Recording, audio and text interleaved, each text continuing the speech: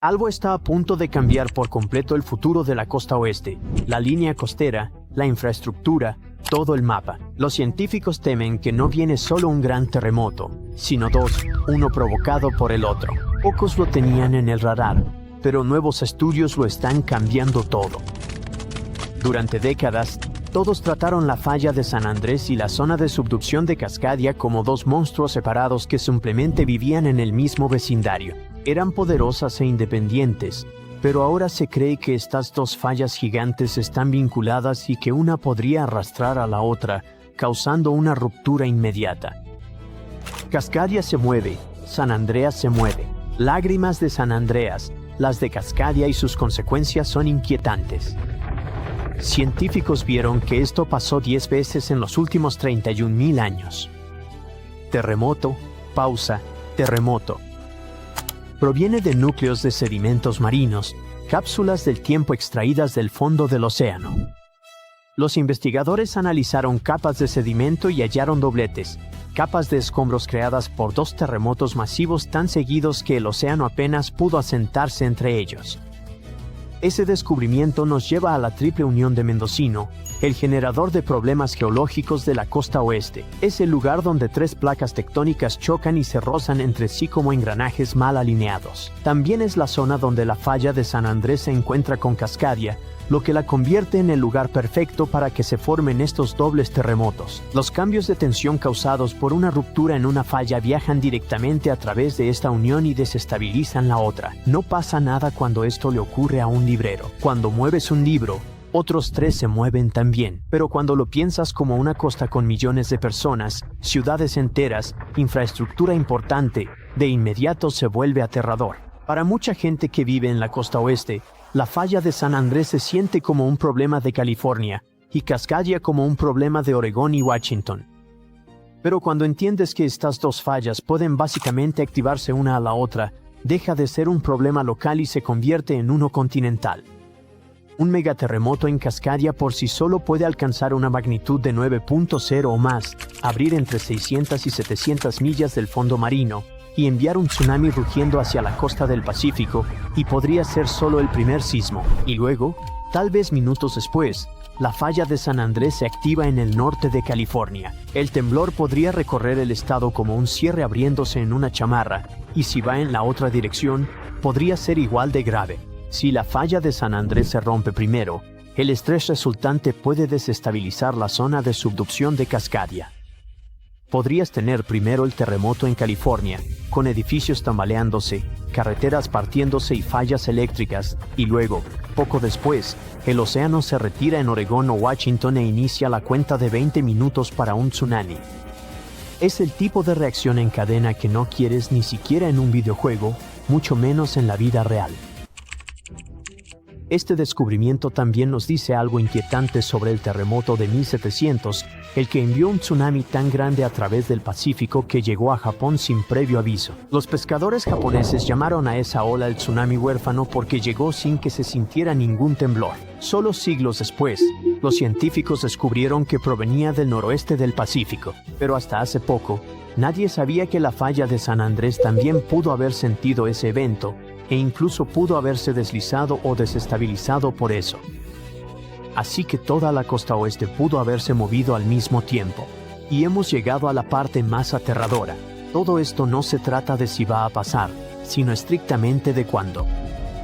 Las fallas tienen un ritmo, un paso y un latido geológico. Hemos visto cómo se comportan a lo largo de miles de años. Sabemos lo que hicieron, y ahora sabemos que a veces lo hacen en secuencia. El verdadero miedo no es el primer temblor.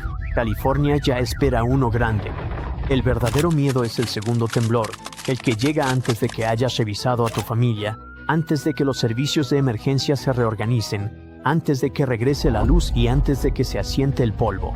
Aunque no vivas en la costa oeste, esto también te afecta. Los puertos de California, Oregón y Washington manejan una enorme parte de las importaciones de Estados Unidos. Si fallan, no solo afectará a la costa. La onda expansiva impacta a todo el país y al mundo. Los precios suben, las cadenas de suministro se frenan, la gasolina escasea y los envíos se retrasan. El mundo está más conectado de lo pensado, y un golpe geológico en el Pacífico no sería solo un desastre local. Se extendería, hilo por hilo, a la vida de todos. Así que quienes tienen el poder deben prepararse no para una sola gran ruptura, sino para dos: planes de emergencia, rutas de evacuación, tiempos de respuesta y diseño eléctrico deben actualizarse. La naturaleza ya mostró el daño de una gran ruptura a la economía moderna. Sucedió en Japón en 1995. El 17 de enero, a las 5:46 de la mañana, el sismo ocurrió justo en la punta norte de la isla Awaji, a solo 12 millas de Kobe, una ciudad enorme y muy activa que en ese entonces tenía alrededor de 1.400.000 habitantes y otros 2.600.000 en Osaka, que está cerca. La ruptura se extendió a lo largo de la falla Nojima por unos 25 millas. Eso no suena a mucho hasta que te das cuenta de que edificios enteros no pueden sobrevivir ese tipo de empujón lateral. Más de 5.000 personas perdieron la vida. 43.000 resultaron heridas. Casi 400.000 edificios quedaron dañados de manera irreparable. Este desastre golpeó una de las zonas industriales más grandes de Japón, y cuando te metes con un lugar así, el impacto no se detiene en la costa. Los daños sumaron $200.000 millones por infraestructura destruida y negocios cerrados. El puerto de Kobe colapsó. Solo el 30% de las vías Osaka-Kobe funcionaban. Parte de la Ruta Nacional 28 desapareció bajo tierra. Escuelas, hospitales y edificios municipales, el 85% sufrió daños o quedó inutilizable. Hubo incendios por todo Kobe, casi 300 incidentes, quemando unas 70 manzanas de ciudad y cobrando entre 600 y 700 vidas más. Cerca de 100.000 se fueron para siempre, el 2,5% de la población en menos de un año.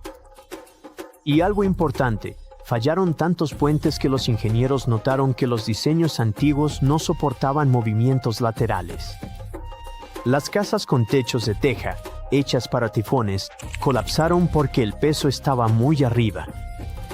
Las casas posteriores a 1981 resistieron, probando la importancia de las normas sísmicas. Japón invirtió $58.000 millones en restaurar la zona. La luz volvió en días, las carreteras y trenes funcionaron en pocos meses. La vía duró 21 meses. El puerto quedó listo en poco más de 2 años y los escombros se habían ido. En 15 meses, la manufactura volvió al 98% de lo anterior.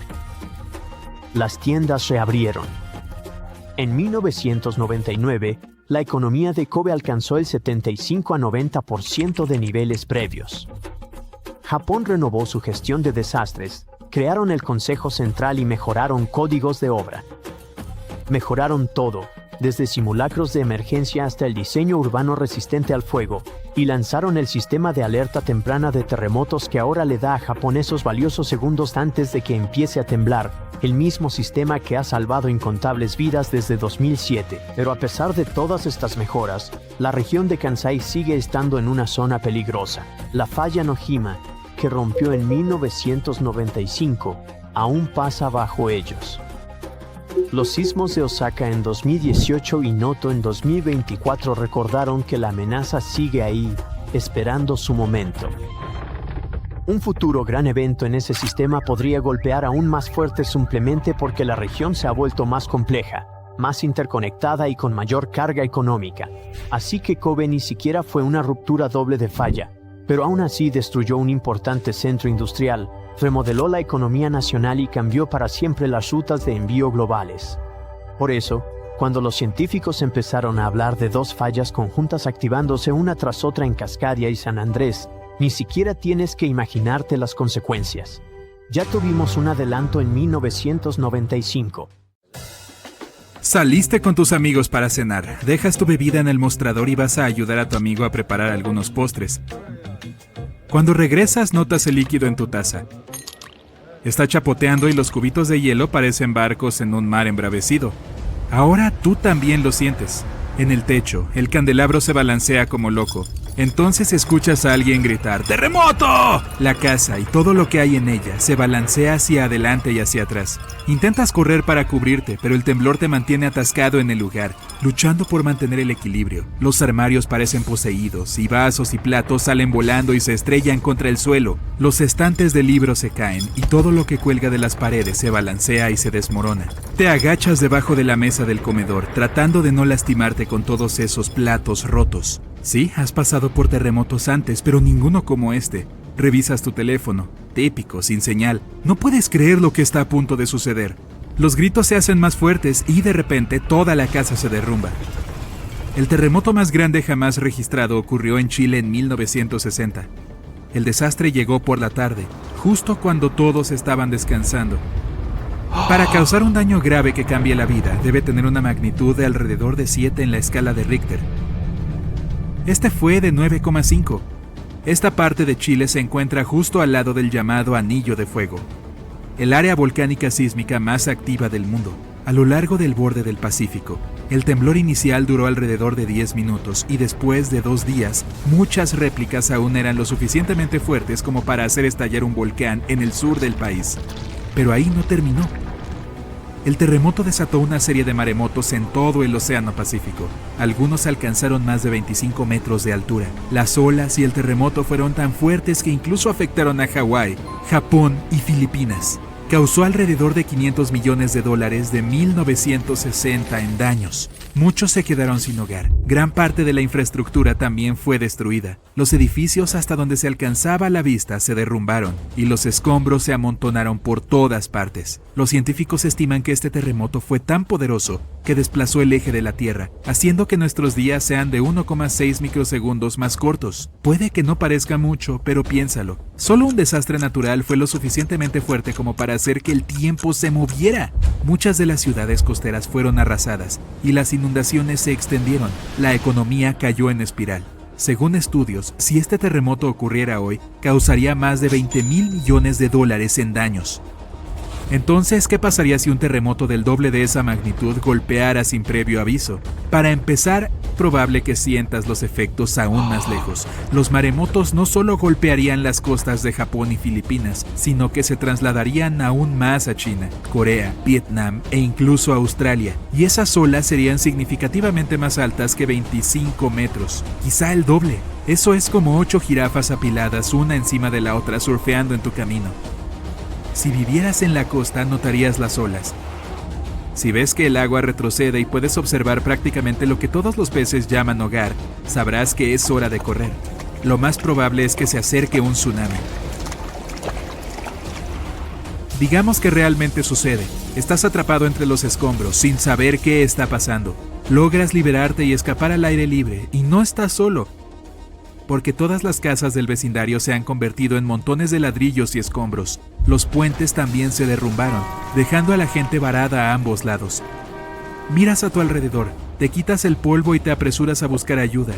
Camiones de bomberos y ambulancias circulan entre los coches averiados y los escombros. Intentas llegar a tu auto, pero las réplicas te golpean y te tiran a la acera. Con todas las torres de telefonía celular caídas, no puedes llamar a nadie con tu teléfono. Te tiemblan las rodillas, pero te las arreglas para salir.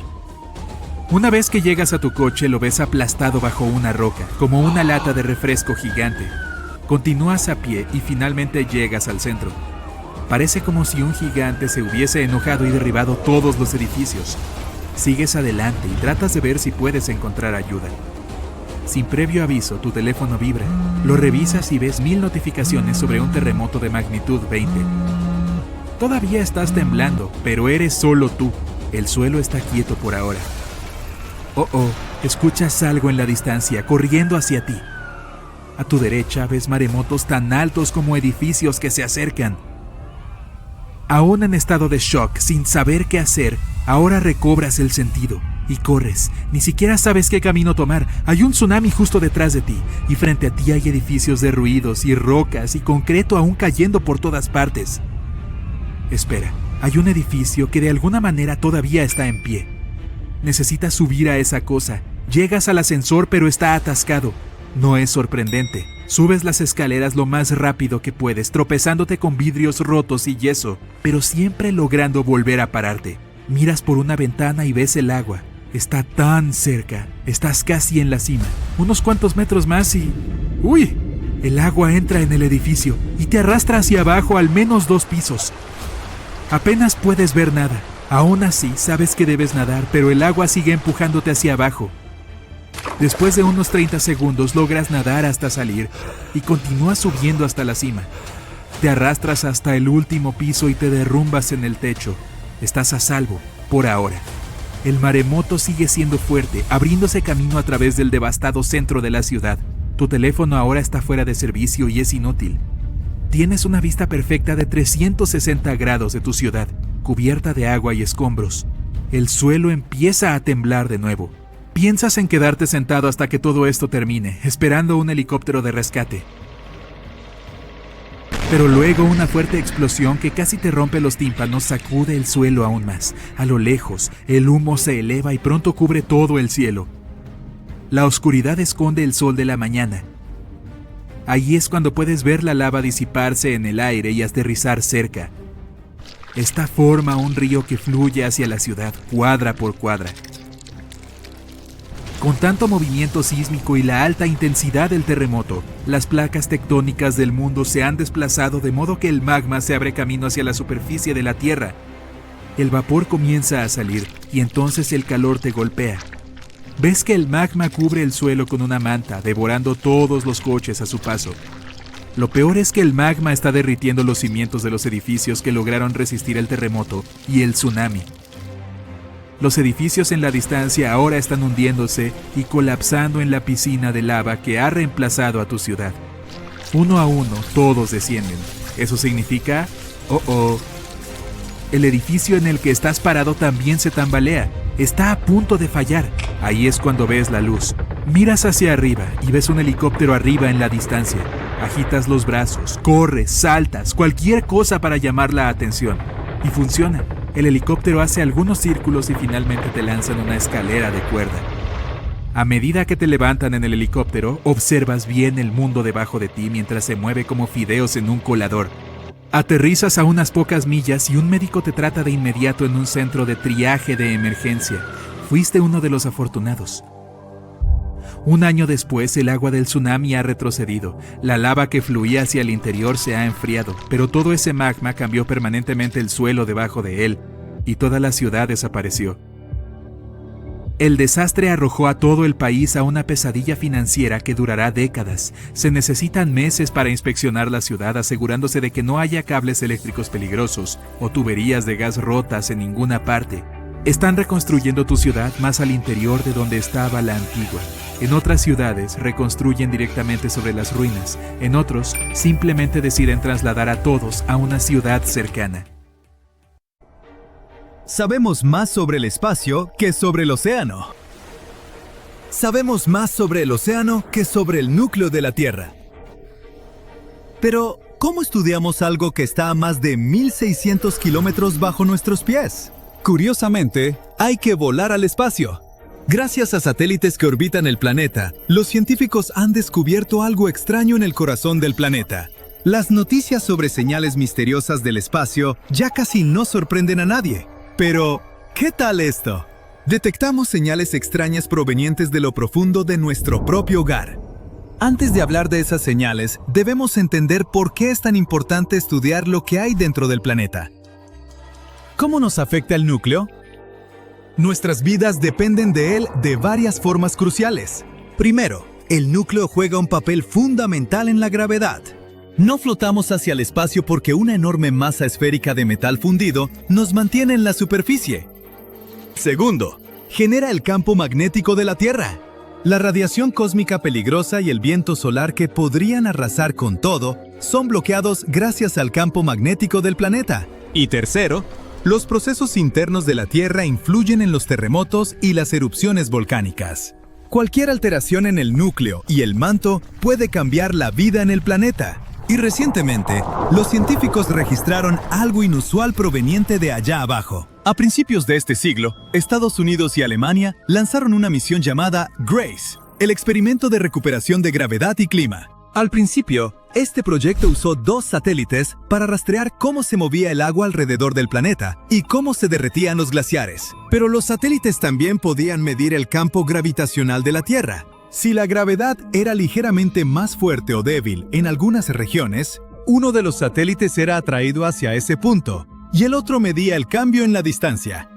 En términos muy simples, entre más pesado es algo, más fuerte es su atracción gravitacional. En ciertas partes del planeta, la gravedad puede ser ligeramente mayor debido a grandes cambios geológicos, corrientes oceánicas o el derretimiento del hielo. Pero entre 2006 y 2008, los satélites GRACE detectaron un cambio extraño en la gravedad a lo largo de la costa de África. El derretimiento del hielo, el movimiento del agua y otros fenómenos naturales no podían explicar la anomalía.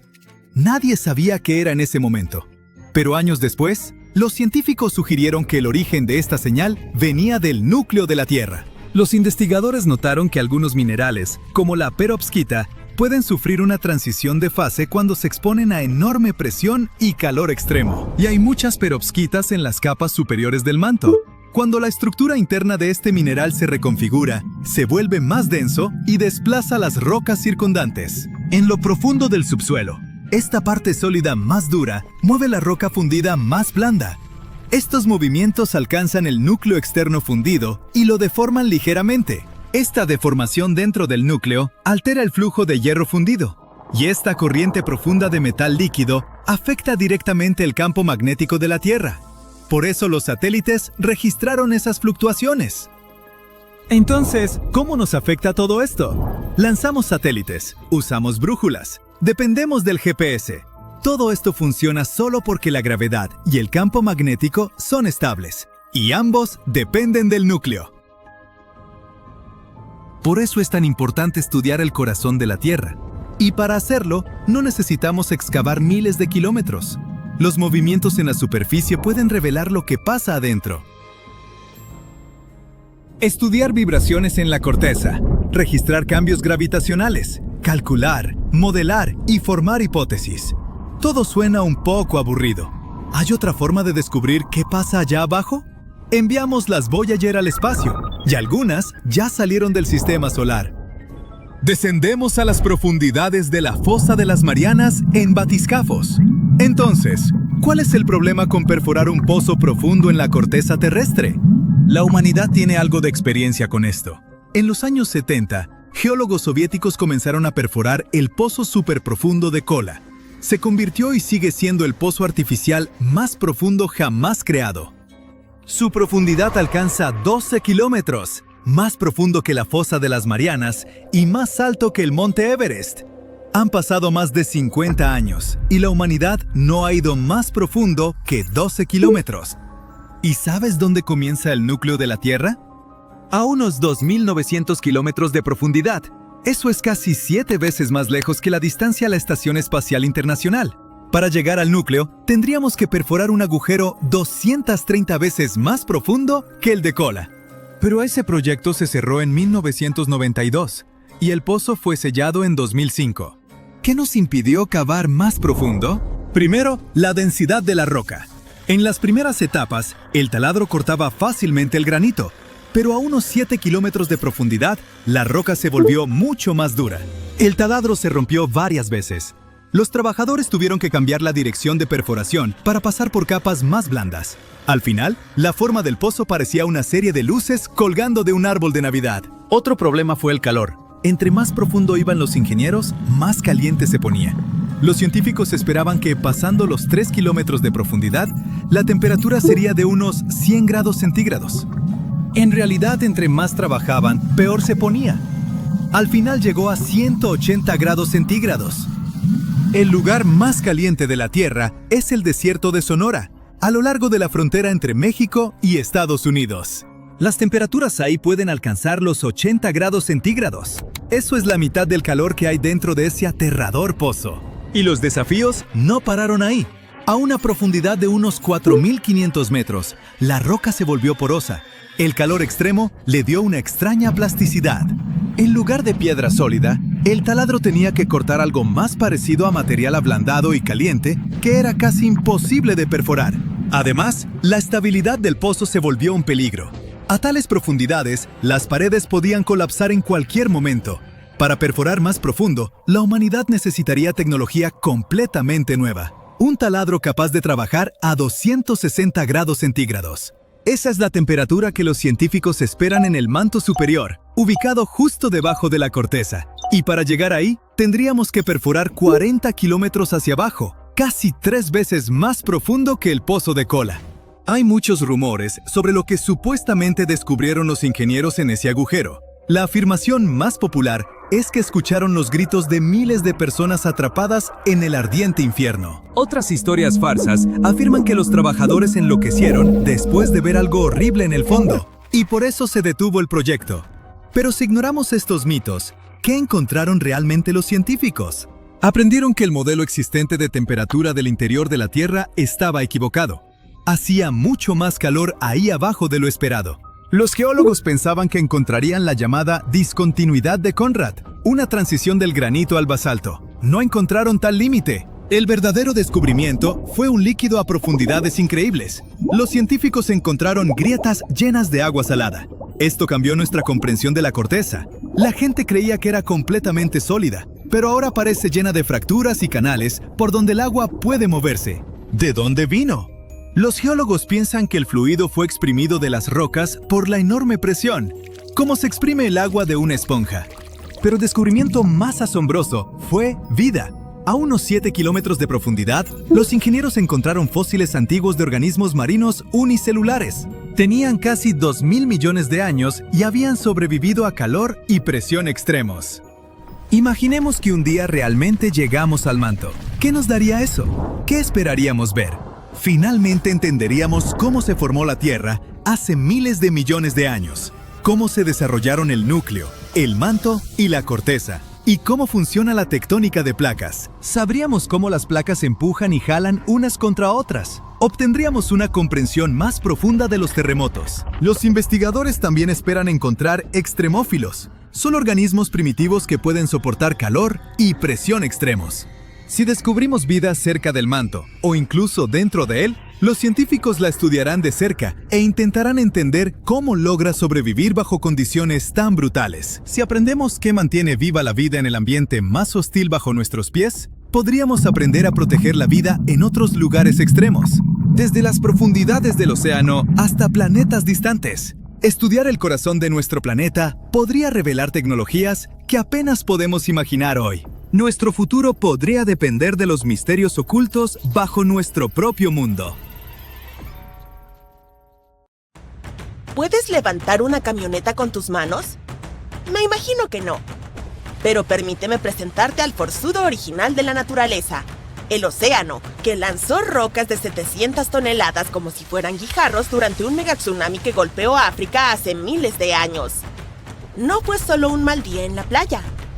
Este megatsunami fue tan poderoso que hizo que los tsunamis de Indonesia de 2004 y Japón de 2011 parecieran salpicaduras de piscina infantil. Para darte una idea de lo aterradores que ya son los tsunamis comunes, el de Japón produjo olas de 40 metros de altura. El tsunami del Océano Índico fue un poco más pequeño, pero se cobró más de 200.000 vidas en varios países. Ahora, imagina algo mucho peor.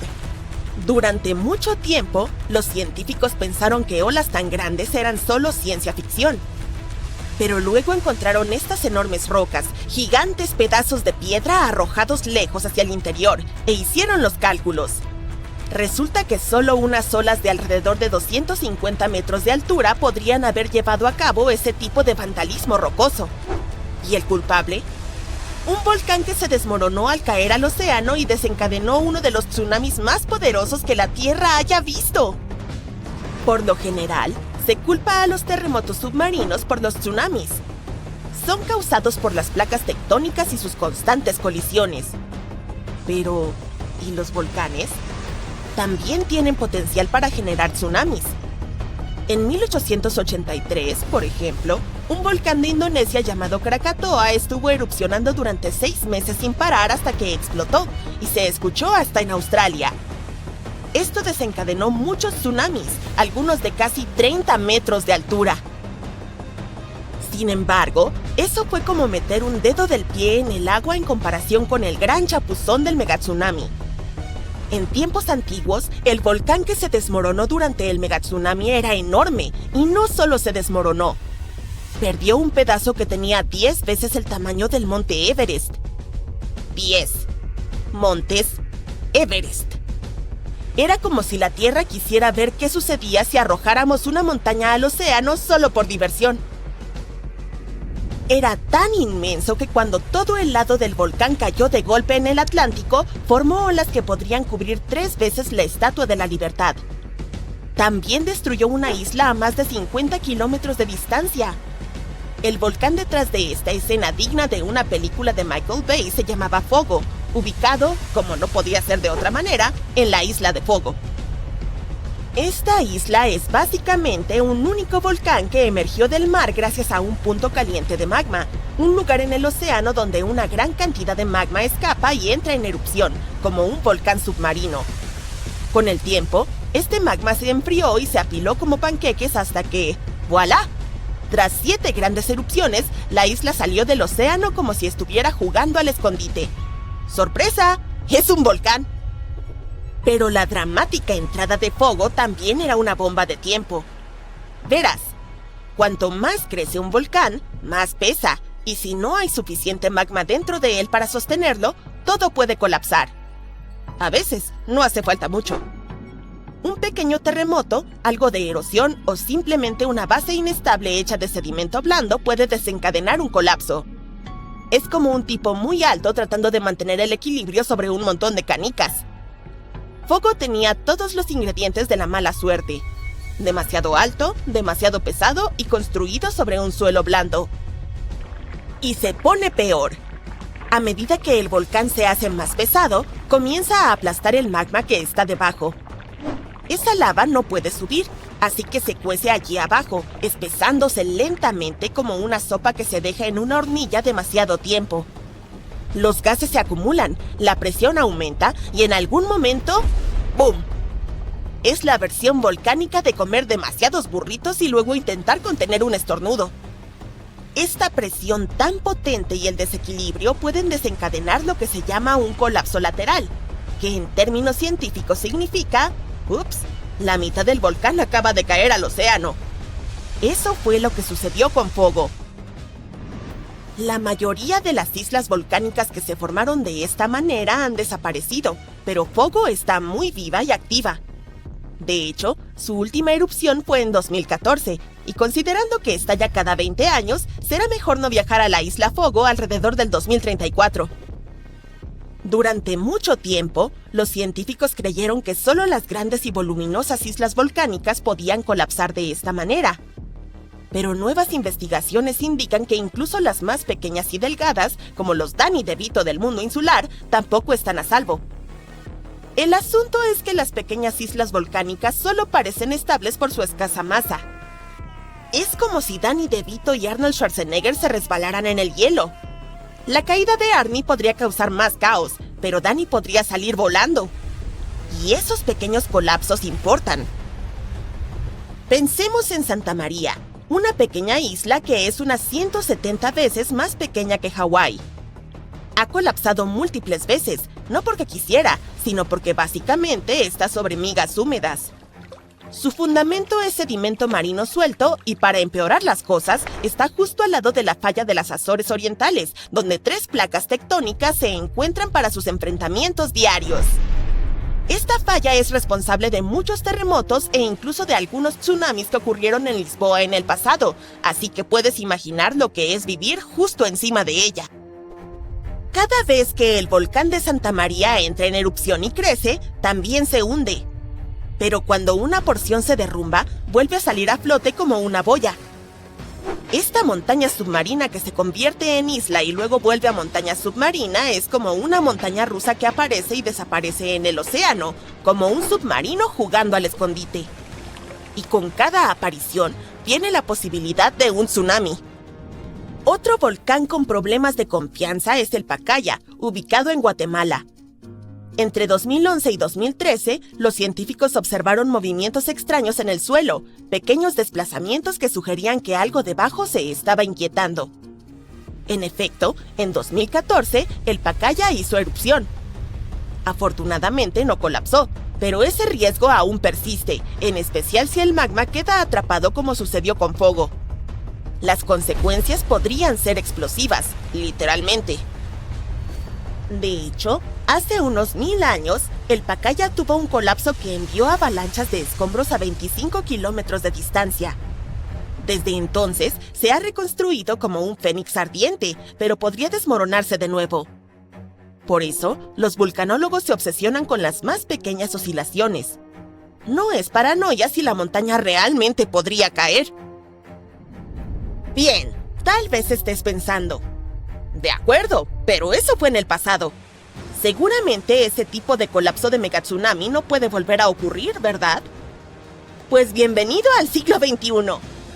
Islas como Hawái, La Palma en España y varias partes del Caribe están asentadas sobre el mismo tipo de cojín geológico propenso a los desastres. Todo lo que se necesita es la combinación adecuada.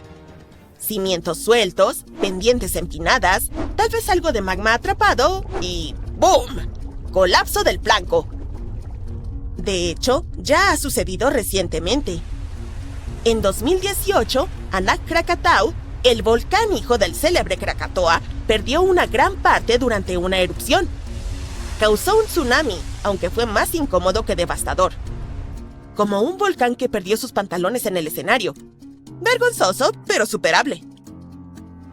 Pero eso es solo un juego de niños comparado con los verdaderos sucesos impactantes de la historia. El colapso de la isla Ritter en 1888 fue tan intenso que la isla literalmente se hizo más baja. Pasó de medir más de 600 metros de altura a solo 140 metros. Pero el poseedor del récord es la legendaria megaola de la bahía de Lituya en 1958, cuando un terremoto de magnitud 7,8 provocó un deslizamiento de tierra que envió una ola más alta que el Empire State Building rugiendo a través de Alaska a velocidades de autopista. Lo extraño es que solo 5 personas perdieron la vida.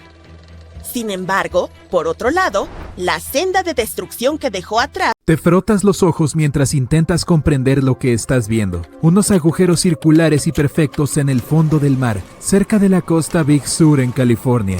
No sabes qué pudo haber pasado y eso que eres una bióloga marina con años de experiencia. Repasas algunos de los viejos registros y descubres que estos agujeros han estado ahí al menos desde los 90. En 1999, un sonar instalado en un barco realizó un escaneo y halló 5.200 de estos grandes agujeros a lo largo de 1.300 kilómetros cuadrados en el fondo del mar. Parecen cráteres lunares subacuáticos. Contactas a tu equipo y preparan al robot para que baje, explore la zona y traiga algunas muestras.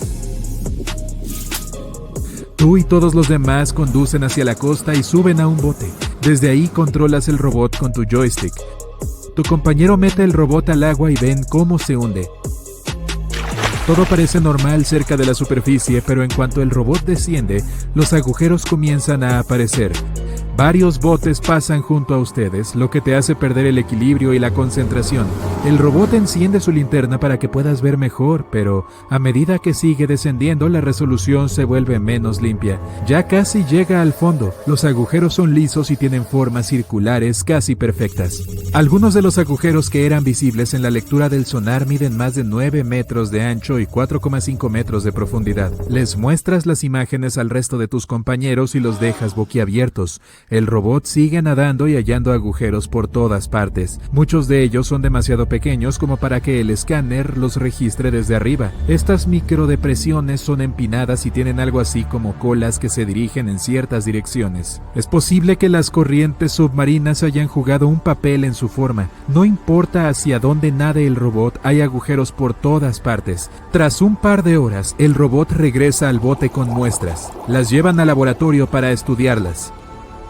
El robot ha capturado imágenes de basura humana con claridad, pero por ahora las muestras no indican nada alarmante.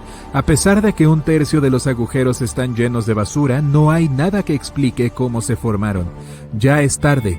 Tu equipo regresa a casa. Tú estás a punto de desmayarte en el laboratorio. Quieres hallar la respuesta. Despiertas al día siguiente y mientras preparas el desayuno, se te ocurre que tal vez los agujeros son el producto de unos gases que podrían ser nocivos para la vida marina. Buscas el robot rápidamente y vuelves a navegar hacia el océano. Esta vez ni siquiera piensas en llamar a tus compañeros. Envías el robot al agua y observas la pantalla para controlarlo. El robot desciende al fondo del océano y realiza un registro. Hasta ahora los agujeros parecen seguir cubiertos de basura, pero algunos tienen vida marina dentro, como peces y algas. Después de muchos escaneos, todo parece indicar que no producen burbujas, lo que significa que no hay gases que son expulsados hacia el exterior. Sin embargo, no te darás por vencido tan fácil. Tiempo después llegas a uno de los agujeros más grandes. El robot comienza a escanearlo. Encuentras unas burbujas que provienen de una fuente, pero el robot no logra hallarla. Nada por la zona buscando el lugar, sin éxito. Vuelves a llevar el robot al laboratorio y trabajas en él. Le agregas unos brazos mecánicos que pueden levantar y mover cosas. Lo haces sumergirse en el mismo lugar, pero las burbujas no son tan frecuentes como antes. Usas los brazos para mover parte de la basura y descubres que las burbujas son producidas por un grupo de cangrejos que se pasan el rato junto a una pila de plástico. ¡Lotería! La mala noticia es que aún no tienes ni idea de por qué existen esas microdepresiones y agujeros. Mientras intentas controlar el robot y hacerlo regresar a la superficie, un pulpo lo envuelve con sus tentáculos y lo tira hacia abajo. Luchando contra los controles, activas la potencia máxima, pero el poder de succión del pulpo es demasiado fuerte. Es un juego de tira y afloja entre el pulpo y tu robot. Pensando que es su almuerzo, lleva a tu máquina debajo de una pila de basura, pero usas los brazos para controlarlo y nadar a la superficie. Regresas al laboratorio aún más confundida. El robot ha recolectado más muestras que puedes analizar. Tu ojo está pegado al microscopio. Intentas averiguar qué sucede, pero nada. Decides realizar una prueba de carbono 14 para determinar qué tan viejos son los agujeros. Después de un tiempo, revisas los resultados y quedas aún más desconcertado que antes. Te muestran que los agujeros tienen unos 400,000 años. Por lo tanto, es improbable que la basura sea responsable de todo esto. Pasas varias noches despierta intentando hallar la verdad. Vuelves a reunir a tu equipo y das una pequeña conferencia de prensa sobre el tema. Declaras que todo podría ser preocupante, pero no puedes decir más de lo que sabes. Después de mucho trabajo cerebral, descubres que los agujeros grandes no han cambiado ni estado activos por más de 50,000 años. Lo más probable es que los agujeros más nuevos hayan sido creados por acumulaciones de basura humana al fondo del suelo oceánico. La vida marina reunió parte de esta basura como los plásticos y los componentes de pesca descartados y creó hogares. Esa es la razón por la que 4,500 de los agujeros son más nuevos y tienen basura, pero esto no responde por qué los agujeros aparecieron en primer lugar. Vuelves a estar como al principio. La única manera de ver qué sucede realmente es remover la basura subacuática y estudiarla. La historia crea titulares en la comunidad local y atrae la atención de un equipo de limpieza. Organizas un viaje al océano y das inicio a la extracción de toda la basura. Muchos botes de limpieza llegan y todos arrojan redes para recolectar los desechos. Envías al robot una vez más para asegurarte de que las redes estén aterrizando en el lugar correcto. A medida que la mayor parte de la basura es recolectada, muchos animales marinos se mueven e intentan escapar. Ustedes se aseguran de no lastimarlos. Tras un par de semanas, todos los agujeros quedan desprovistos de basura. Realizas otro escaneo con el sonar desde la superficie y ves los agujeros con más claridad que antes, pero aún no tienes una respuesta. Continúas investigando. Quieres saber si han aparecido más agujeros en otras partes del mundo. En el otro extremo del país se encuentra un agujero misterioso cerca de la costa del Golfo de Florida. Tomas el primer vuelo y organizas un encuentro con los científicos a cargo de la expedición. Los agujeros azules son sumideros subacuáticos que se abren debajo del fondo del mar. Al igual que en la superficie, el mundo subacuático también tiene sumideros. Este se conoce como Green Banana. Se encuentra a 45 metros del nivel del suelo y tiene una profundidad de 130 metros. Utilizando un equipo especial, te sumerges hacia el fondo oceánico estéril junto al resto del equipo. El agujero se encuentra justo frente a ti, como un oasis en medio del desierto. Tú y el resto de los científicos se sorprenden al contemplar la diversidad de vida marina que hay en él. Algunas tortugas marinas nadan a tu lado e incluso ves tiburones. Esta variedad no ataca a los humanos. A medio camino llegan a una sección estrecha que te dificulta el paso.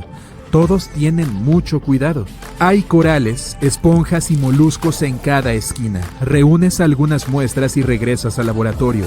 En general, los agujeros azules son más ricos en nutrientes que las tierras áridas y hospedan formas de vida únicas. Son bastante frecuentes y no representan una amenaza para nadie. Tras haber hecho los análisis necesarios, llegas a la conclusión de que los agujeros de la costa de California no tienen nada que ver con los agujeros azules. El misterio sigue con vida. Desde el año 2000, el mundo ha sido golpeado por más de 1.700 terremotos con una magnitud superior a 5. Muchos ocurrieron alrededor del Anillo de Fuego, ubicado cerca del Océano Pacífico.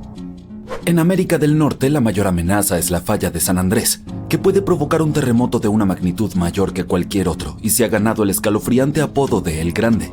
La posible destrucción de California es un panorama aterrador que podría tener consecuencias inimaginables, pero El Grande es solo el comienzo de lo que está por venir. Malas noticias. Los científicos han predicho un fenómeno devastador que ocurrirá en 2030. Nos guste o no, hay un 70% de probabilidades de que experimentemos El Grande, y será un terremoto de magnitud 6,7. La falla de San Andrés provocará El Grande, pero lo aterrador es que no podemos predecirlo. Por otro lado, un terremoto importante ocurre cada 100 años. Esto significa que siempre hay tiempo para prepararse para un desastre natural. Si viajáramos al pasado, veríamos algunos terremotos significativos como los que arrasaron San Francisco y Fort Tejon. Los edificios construidos hace mucho tiempo no son a prueba de sismos, se derrumbarán. Y aunque sobrevivan, no deberías entrar en ellos. Pero los edificios no son la parte más peligrosa. Debes tener cuidado con las líneas eléctricas y las tuberías de gas. Tu casa en la colina puede ser encantadora, pero es extremadamente insegura. Durante los temblores, la colina puede convertirse en un deslizamiento de tierra gigantesco que destruirá todo a su paso. Despídete de los viajes por carretera porque todas estarán arruinadas. Deberías tener algo de agua y comida de reserva ya que no podrás ir al supermercado. Este desastre no será barato. Le costará alrededor de $200 mil millones a los Estados Unidos recuperarse del terremoto. Al menos el sismo no desencadenará tsunamis, pero hay algo que puede causar más daño que El Grande. La infame zona de subducción de Cascadia comienza en California y termina en Vancouver, Canadá. La falla de San Andrés no es nada comparada con esta zona. Puede borrar toda la costa de la faz de la Tierra. Un ejemplo de hipérbole. Las zonas de subducción se forman con placas tectónicas que se ubican una debajo de la otra mientras que se mueven. Una se llama placa de Norteamérica y la otra es la placa de Juan de Fuca. Zonas como estas no deben ser subestimadas, ya que son puntos críticos para la actividad sísmica y son muy peligrosos porque provocan enormes sismos submarinos. Pero están bajo el agua, entonces, ¿qué pueden hacernos? Pues pueden causar tsunamis gigantescos que inundan ciudades y destruyen la costa. En este momento la zona más activa es el Anillo de Fuego. La zona de Cascadia puede ser menos activa, pero es como una bestia dormida que puede despertar y destruir todo a su paso con un terremoto devastador. La última vez que se liberó toda esta tensión fue en el año 1700. A diferencia del terremoto de San Andrés, este causará tsunamis gigantes y sacudidas mucho más grandes. Esperemos que te encuentres en un campo abierto en ese momento, ya que la mayoría de los edificios y puentes probablemente serán destruidos. Además, prepárate para las réplicas, ya que serán devastadoras. La naturaleza tampoco se salvará. Los deslizamientos de tierra cambiarán el hábitat de los animales, incluso nuestros hogares cambiarán para siempre. Por suerte, hay una luz al final del túnel y los científicos están haciendo todo lo posible para garantizar nuestra seguridad. Se han implementado nuevas normas. Cada nuevo edificio debe ser capaz de resistir grandes impactos. Están desarrollando modernos sistemas de alerta y cada nueva infraestructura debe cumplir con estrictas pautas antisísmicas. Las placas de Juan de Fuca y la de Norteamérica están unidas, pero no permanecerán así para siempre. Cuando se deslicen, prepárate para un gran temblor. Cuanto más cerca estés del epicentro, mayor será el daño que experimentarás, pero incluso si tienes la suerte de estar lejos, podrás sentir la tierra temblar por algún tiempo. Si comparamos la zona de subducción de Cascadia con la falla de San Andrés, veremos cuánto más peligrosa es la zona de Cascadia. En 1994 hubo un enorme terremoto de magnitud 6,7 en el área de Northridge, cerca de la falla de San Andrés. Lamentablemente, muchas personas no sobrevivieron y algunas resultaron heridas. En ese entonces, los edificios no eran a prueba de terremotos y muchos sufrieron daños. La zona de subducción de Cascadia puede causar un terremoto de magnitud 9. Un sismo de magnitud 6 tiene la potencia de alrededor de 20 millones de kilogramos de dinamita, pero uno de magnitud 9 tiene la potencia de 20 billones de kilogramos. El terremoto más fuerte jamás registrado ocurrió en Chile. Su magnitud fue de 9,5 y destruyó casi todo. Supongamos que ha sobrevivido al terremoto, pero la lucha está lejos de terminar.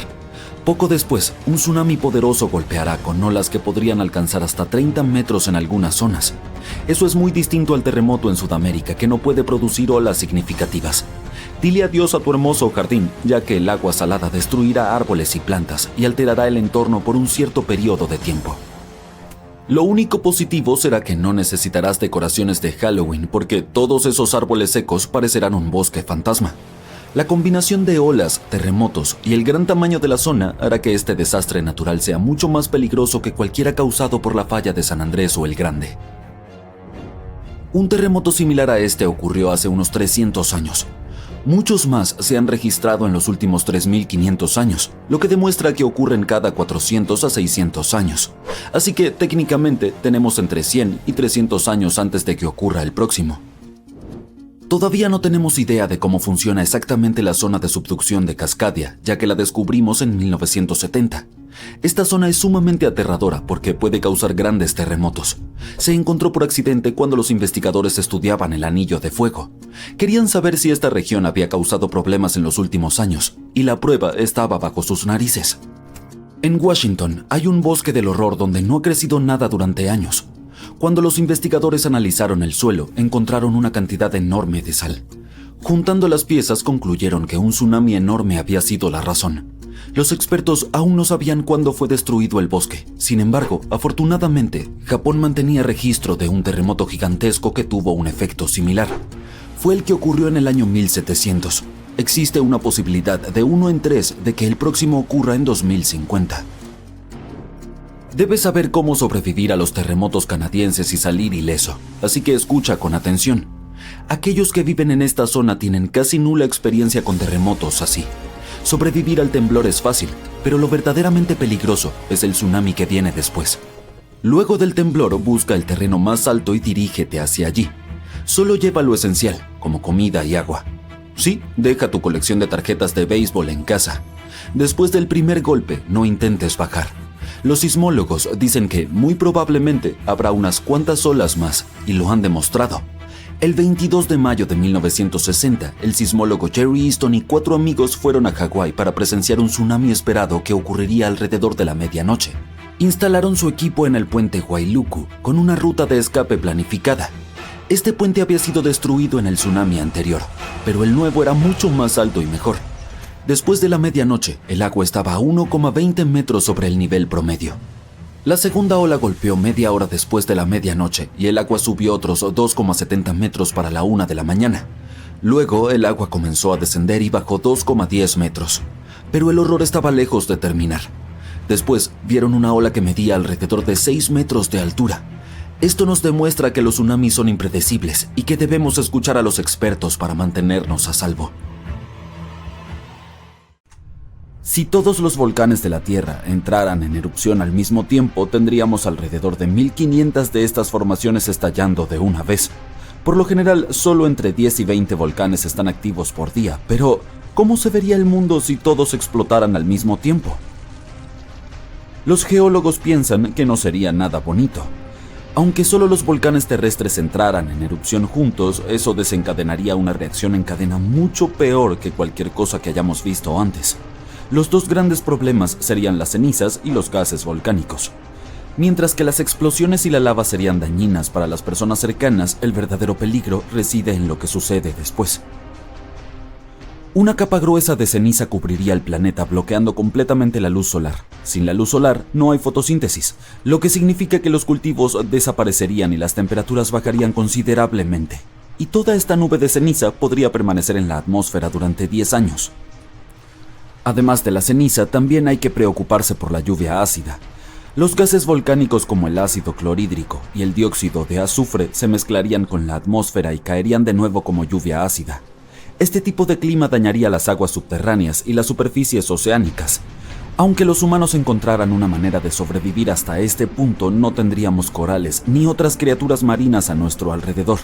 Los científicos han observado sucesos similares en la historia de la Tierra, aunque a menor escala. Las grandes erupciones volcánicas han sido vinculadas con extinciones masivas.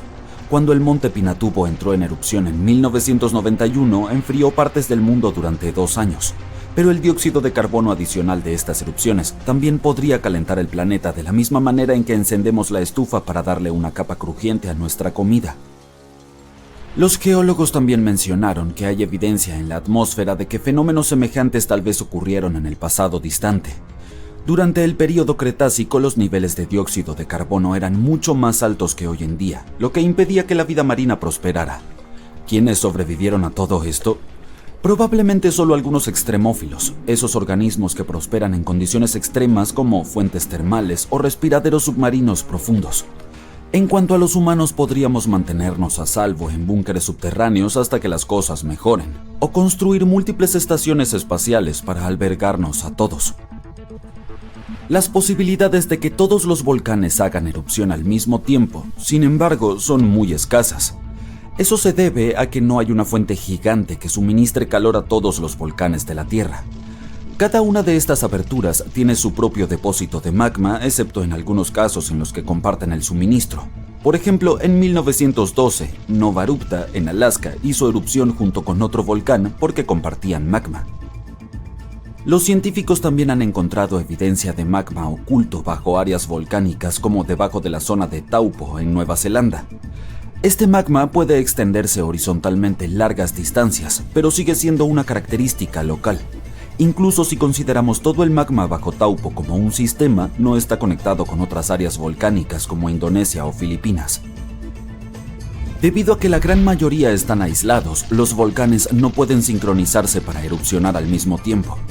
El magma proviene de diferentes procesos, como la descompresión del manto o la adición de agua al manto a través de la subducción. No hay forma de hacer que estos diferentes volcanes erupcionen juntos debido a cómo funcionan las placas tectónicas. Eso no significa que no veremos actividad volcánica interesante en el futuro. Hay un área submarina cerca de Columbia Británica donde recientemente se han registrado alrededor de 200 pequeños terremotos por hora. En el suelo del Océano Pacífico, frente a la costa de la isla de Vancouver, el magma está a punto de hacer erupción, calentando el agua tanto que burbujeará como soda.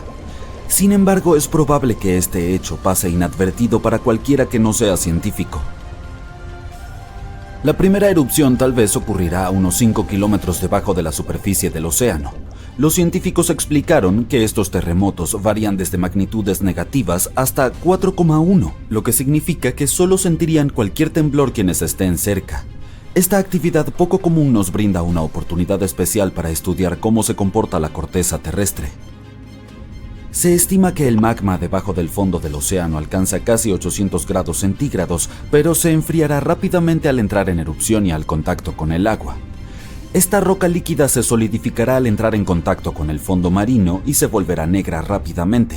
Este fenómeno también será útil para los biólogos, quienes tendrán la oportunidad de estudiar la respuesta de los animales marinos a cualquier cambio, como por ejemplo, ¡corre! La Antártida, a menudo vista como un vasto continente helado, también guarda una sorpresa volcánica bajo su superficie congelada. Los investigadores han identificado más de 130 volcanes solo bajo la capa de hielo occidental, así que esta región volcánica es la más grande de la Tierra. La mayoría de estos volcanes, alrededor de 90, fueron descubiertos en un estudio de 2017. ¿Pero podría alguno de estos volcanes antárticos entrar en erupción? Depende de cuál estemos hablando. Aunque estas formaciones son geológicamente jóvenes, es difícil para los científicos determinar si aún están activas o no. Solo hay 2 volcanes activos confirmados en la Antártida, la isla Decepción y el monte Erebus. Este último, que se alza como la montaña más alta del continente, ha estado en constante erupción desde al menos 1972. Es conocido por emitir gases y vapor y a veces incluso arrojar rocas en las llamadas erupciones estrombolianas. Una de sus características más notables es un persistente lago de lava en su cráter, un fenómeno raro debido a las condiciones específicas necesarias para mantener la superficie fundida.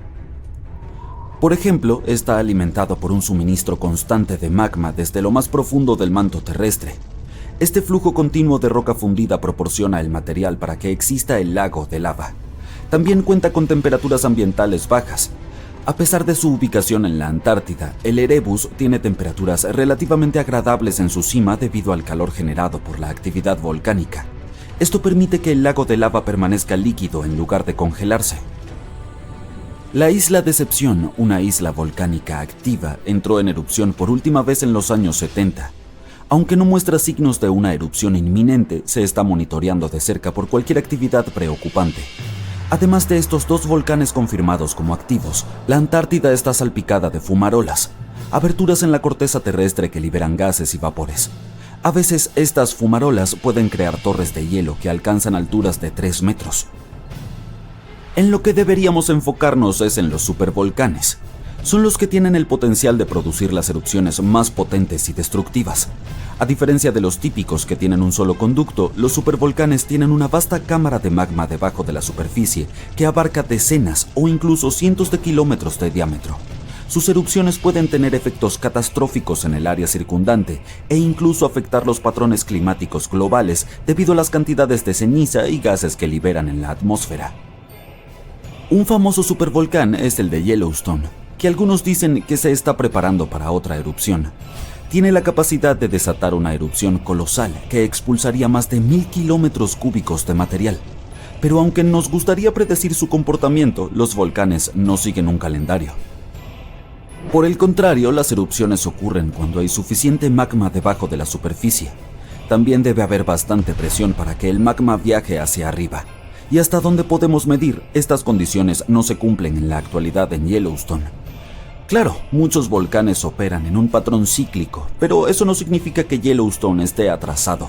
De hecho, ha tenido solo 3 grandes erupciones en los últimos 2 millones de años. Además, el término supervolcán se refiere al tamaño de la formación, no necesariamente a lo peligroso que pueda ser.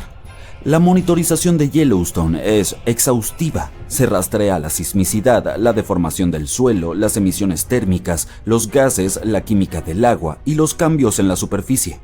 Los signos de una posible erupción incluirían miles de terremotos en un corto lapso. También veríamos antes una deformación en el suelo y emisiones extrañas de gases.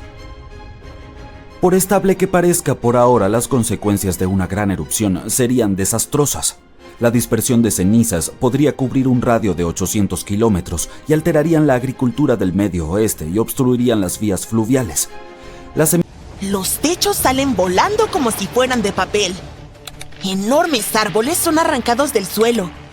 Las líneas eléctricas se rompen y dejan los vecindarios a oscuras. Las calles se inundan como ríos. Las casas quedan en ruinas. Así es el paso de un huracán. Después de que el viento se calma, comienza el verdadero caos. Personas varadas, sin agua potable, carreteras destruidas.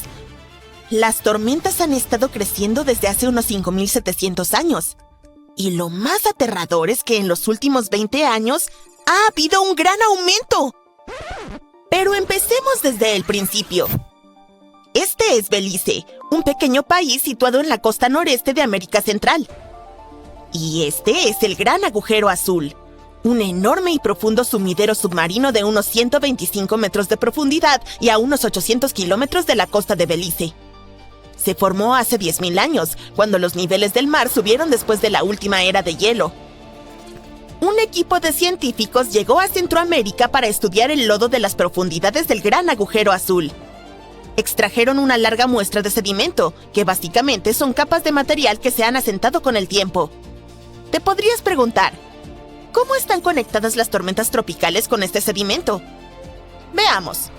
Los ciclones tropicales son grandes tormentas giratorias que se forman sobre aguas cálidas del océano. Absorben calor del mar y lo lanzan hacia el cielo.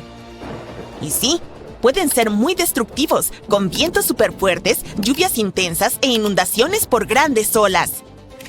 Y los núcleos de barro, como el que los investigadores extrajeron, son en realidad registro de tormentas tropicales.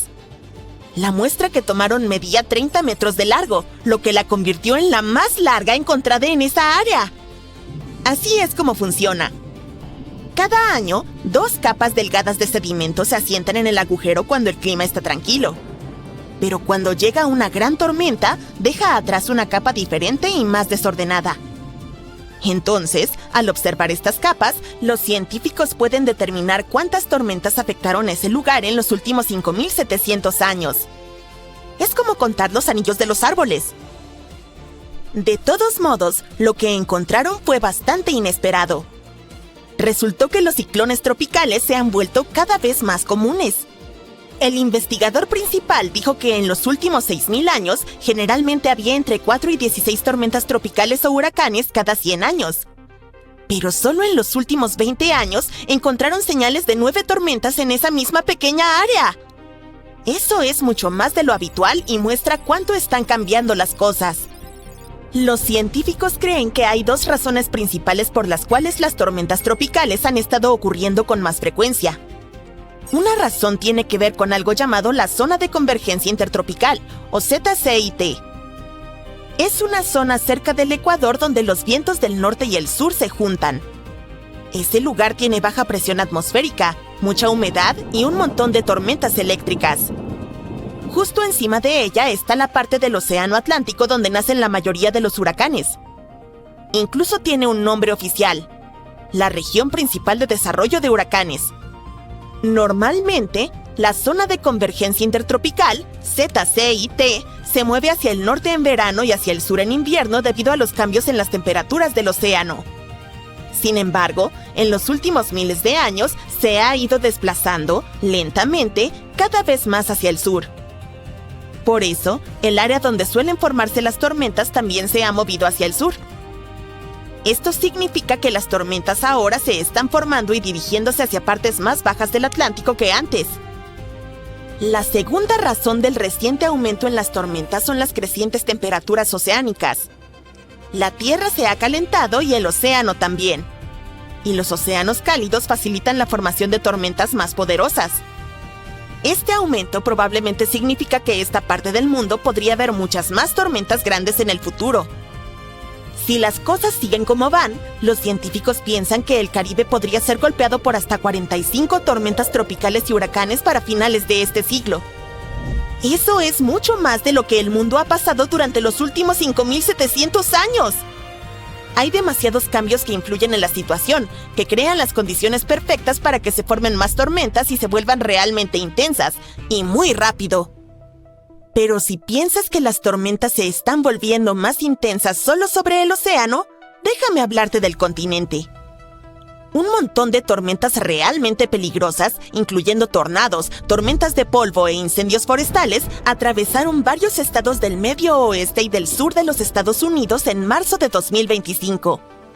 Al menos 42 personas perdieron la vida y la magnitud de la devastación es enorme. Lo aterrador es que la mayor parte de esta destrucción no ocurrió en la habitual línea conocida como Callejón de los Tornados. El Callejón de los Tornados es un apodo para una parte de Estados Unidos donde los tornados ocurren con frecuencia. Se extiende por lugares como el norte de Texas, Oklahoma, Kansas, Missouri, partes de Luisiana, Iowa, Nebraska e incluso el este de Colorado. Pero esta vez, las tormentas golpearon lugares como Mississippi, Arkansas y Alabama. Los expertos habían advertido que esto podría suceder. A principios de 2025, dijeron que los tornados podrían comenzar a aparecer seguido más al este de lo habitual. Y eso es exactamente lo que está ocurriendo. Uno de los principales expertos en meteorología dijo que los habitantes de los valles del Mississippi y Tennessee deberían prepararse para una primavera difícil. Hay más residentes en estas áreas que en las zonas tradicionales de tornados, y muchos de ellos viven en casas móviles o edificios sin sótanos, lo que los pone en mayor riesgo cuando se producen fuertes tormentas. Un tornado es un tubo giratorio de viento extremadamente fuerte que desciende de las nubes de tormenta y toca el suelo. Pueden ser realmente peligrosos. Para determinar la fuerza de un tornado, los científicos utilizan algo llamado la escala Fujita mejorada. Va desde EF0, que representa al tornado más débil, hasta EF5. Un tornado de tal magnitud es increíblemente poderoso, capaz de destrozar una casa. La pregunta principal es, ¿por qué ahora están ocurriendo más tornados en el este? En los Estados Unidos, la temporada de tornados generalmente comienza en marzo. Es cuando el aire frío de Canadá choca con el aire cálido y húmedo que sube desde el Golfo de México. ¡Y ¡boom! Empiezan a formarse tormentas. Pero este año, las cosas son un poco diferentes. Esto es lo que está sucediendo. Hay un gran parche de alta presión, básicamente una masa de aire cálido y calmo sobre el suroeste. Eso mantiene las condiciones estables en el oeste, por lo que se esperan menos tormentas eléctricas y también menos tornados allí. Así que los tornados se están desplazando hacia el este. Mientras tanto, el Golfo de México está muy cálido este año, y eso contribuye a la formación de tormentas en el sureste de los Estados Unidos. El agua caliente añade mucha energía a la atmósfera, lo que puede dar lugar a tormentas más fuertes y frecuentes en lugares como Mississippi, Alabama y Tennessee. Más al norte, alrededor de los Grandes Lagos y el noreste, se mantiene más fresco esta primavera. Eso provoca menos grandes tormentas allá arriba, al menos por ahora. Bien, volvamos a esas devastadoras tormentas de marzo. El 14 y 15 de marzo, un enorme sistema de tormentas atravesó partes del centro y sur de los Estados Unidos. Este sistema trajo 52 tornados confirmados, poderosas tormentas de polvo y rápidos incendios forestales. Todo esto llevó a la cancelación de casi 1,100 vuelos. Alrededor de 150 millones de personas se vieron afectadas por este desastre natural.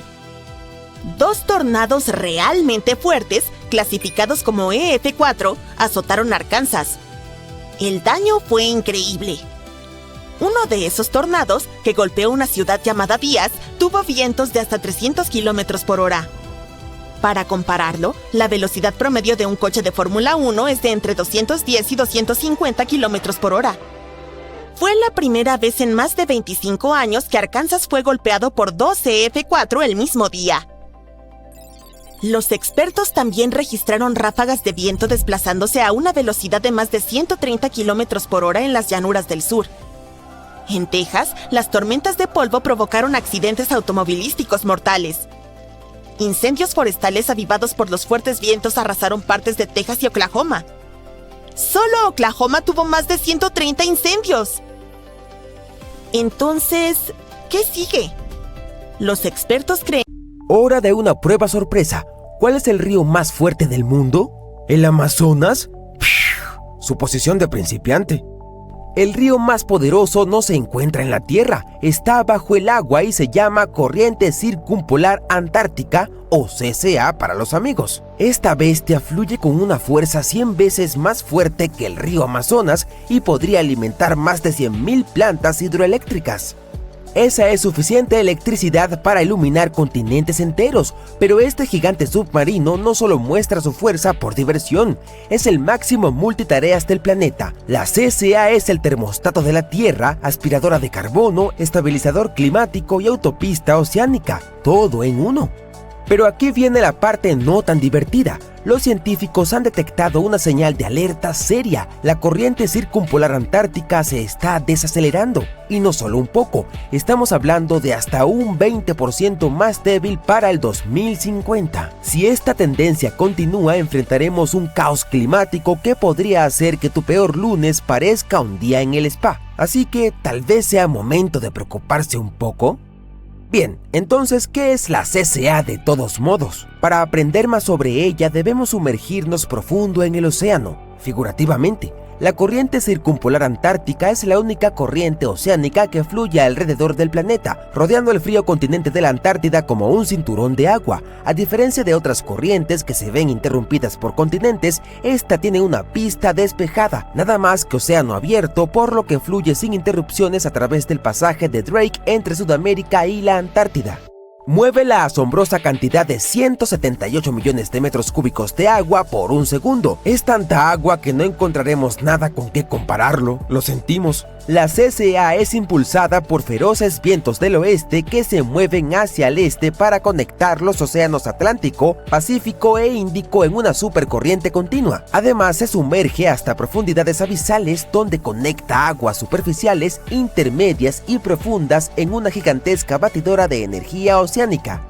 Para ponerlo de manera simple, tal vez ya sea tarde para eso, pero lo intentaré. La corriente circumpolar antártica es el pegamento que mantiene unido a todo nuestro planeta. Juega un papel estelar en la circulación termohálina, o cinta transportadora global si no quiere sonar aburrido. Este es el sistema que redistribuye calor, carbono y nutrientes alrededor del mundo. Para que todo funcione, la corriente empuja a la superficie el agua profunda rica en nutrientes en un proceso llamado surgencia, lo que alimenta el plancton, el krill, las ballenas y, eventualmente, el sushi en tu plato. Esto significa que si te encanta el marisco o te importa algo las cadenas alimentarias del océano, realmente deberías empezar a prestar atención. Sin este reciclaje de nutrientes, la vida marina desde el fondo hasta la cima de la red alimentaria sufre. Ahora aquí viene la parte interesante. Mientras se ocupa de atender el mar, la CCA también hace nuestro lavado. Bueno, algo así. Absorbe enormes cantidades de dióxido de carbono de la atmósfera y las almacena en el océano profundo, atrapándolas durante siglos. Piénsalo como la gran bóveda de carbono de la Tierra sin necesidad de contraseña. También ayuda a regular el clima. Sin ella distribuyendo el calor por el mundo, Europa Occidental sería 10 grados Celsius más fría.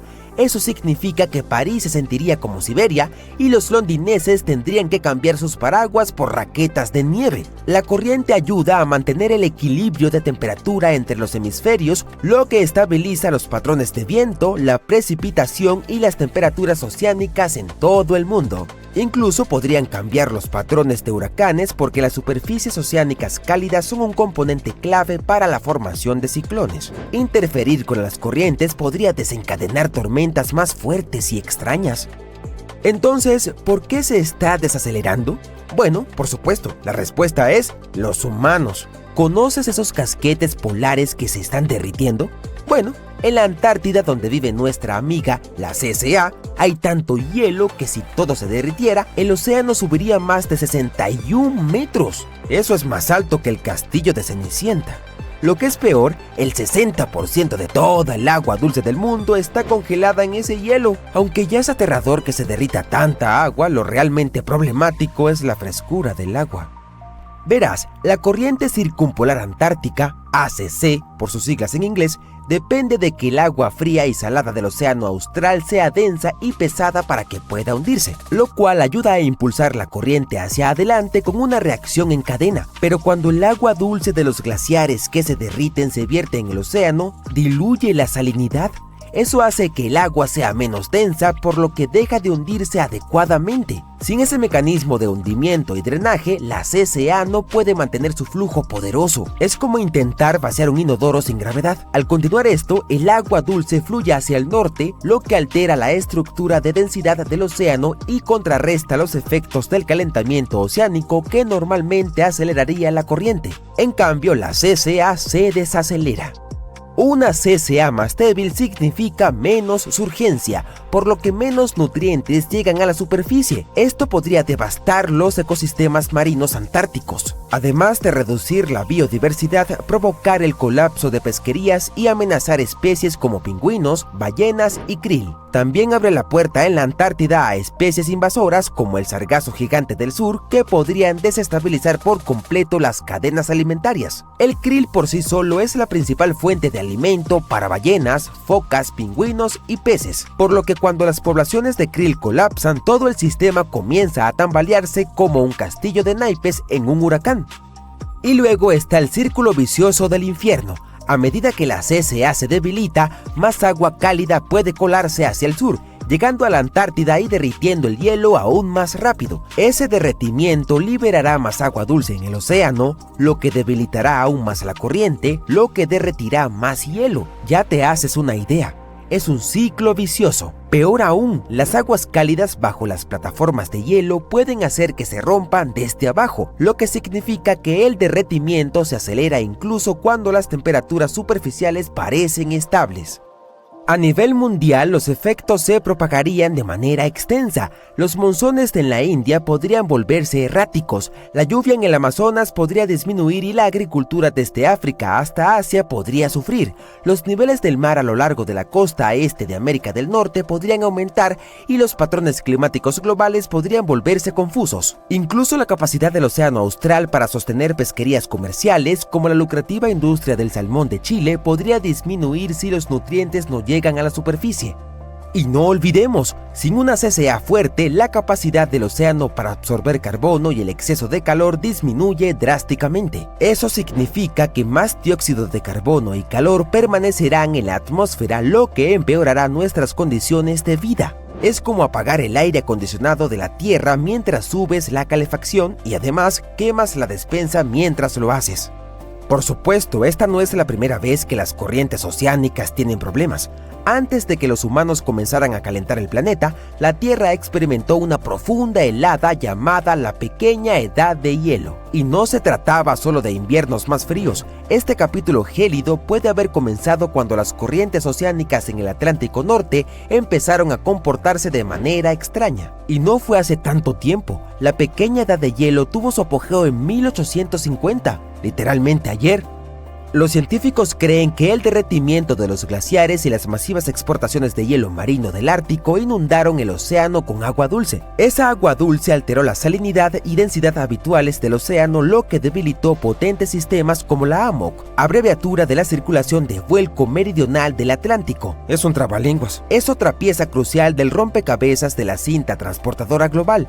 A medida que estas corrientes se desaceleraban, menos agua cálida llegaba al norte, el hielo marino se extendía más y las temperaturas descendían aún más. Y aquí viene la parte escalofriante. Los registros de concha marina cerca de Islandia muestran que este cambio no ocurrió de golpe. Fue en 2 oleadas, como si el planeta luchara por mantenerse estable antes de inclinarse hacia un mundo más frío.